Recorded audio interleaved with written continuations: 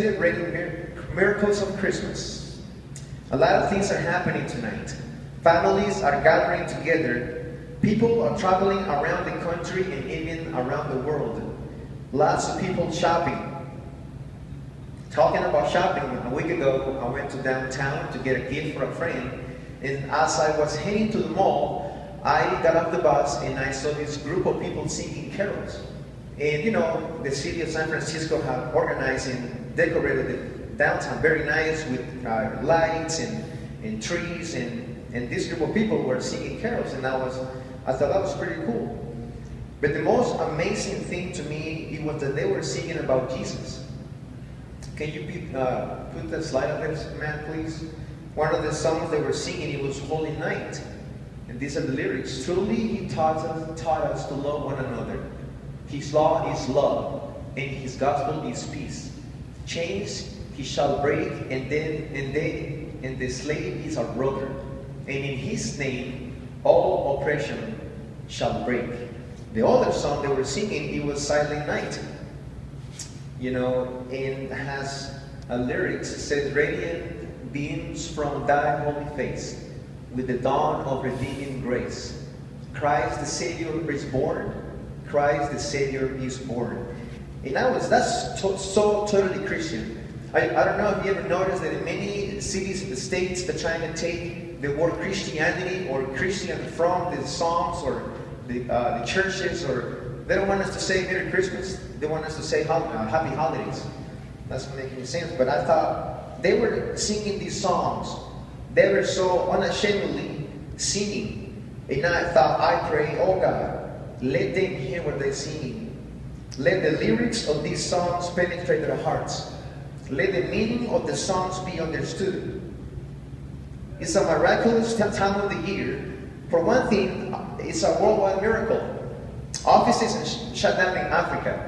Governments shut down through North, South, and Central America. In El Salvador, where I'm from, people work until like 4 in the afternoon, and they go back home. They prepare dinner, and they prepare these panes con pavo. Basically, it's just turkey sandwiches. And the whole city shut down. I remember my parents would come from work, and we have a nice dinner, and then my friends and I would play with fireworks. You know, we'll stay overnight, but the point is that the city will be shut down because of Christmas. Also, armies take a holiday in Europe. The stores shut down in Tokyo. Why does the world stop? Why do a lot of cities or counties take a holiday? They don't go to work. Because God came to earth. In the book of Philippians, it tells us why. Christ gave up his place as God and made himself nothing. He was born to be a man and became like a servant. When he was living as a man on this earth, he humbled himself. God could have chosen to communicate with us in any way. He could have written in the sky, thunder and lightning, I'm here. Use technology. He could have used a monthly message of God. He could have written, gigantic letters in a mountain, I love you. He could have done anything he wanted to, but he chose to connect in a different, unique way. He chose to communicate with us by becoming one of us. If you were God, would you have come as a baby? If I were to come as if I were to be God, I would come as a warrior with thousands of angels behind me. People will listen to me, my message. I would come as a famous artist, so the multitudes will see what I have to offer. If I were to come, I would come as a rapper or as a famous athlete. Any option but a baby. But he chose to come the same way you and me came to this world, as a baby. Why did God do that? Why did God come to earth as a baby? Because he wanted to communicate his heart with us. And because no one will be afraid of a baby. Even though he came as a baby, many people still see God as a distant, angry, and frightening God. A God who is harsh. A God who is complicated.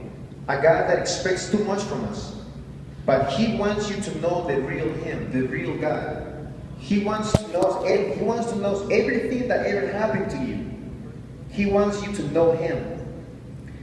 Ideas like these create a false image of God. But Bethlehem, the town that He was born, proved that He was born like us.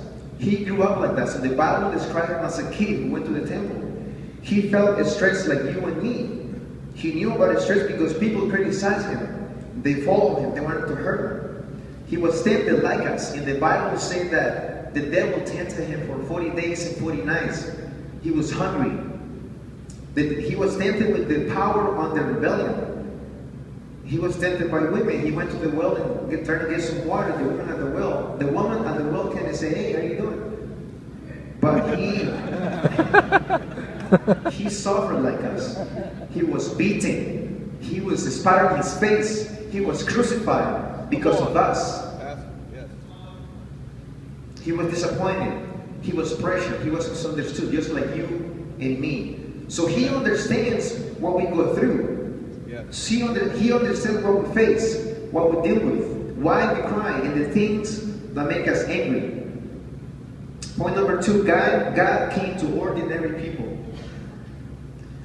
In the book of John 1:14 says, Jesus became flesh and blood, a human being, and moved into the neighborhood, our world. Jesus Christ, as an ordinary person to ordinary people, He did not come to select a few ones, a privileged class, a moral people, a religious people. Jesus Christ, He came to the people who didn't care about religion. He came to the poorest at that time, regular, plain old people like you and me. Jesus was not born in a palace, in a nice holiday hotel, in an exclusive hospital. He was born in a barn. The Bible describes how Joseph and Mary were looking for a place to stay, for all the houses were full, like today. All the houses are full and busy, but He is knocking, asking, "Can I come into your house?" We sentimentalize the nativity scene, but we don't realize the reality of that place. Just take the manger, a feed box for cattle, with wheat and oats and stuff, where cattle stick their noses on it. Saliva comes from their noses. It's dirty. With flies all over the place. We had this little scenario under the tree that it was beautiful and it was nice, but no, it was not. The first people invited to visit Jesus were not religious leaders. We're not royalty. We're not political figures or princes or warriors of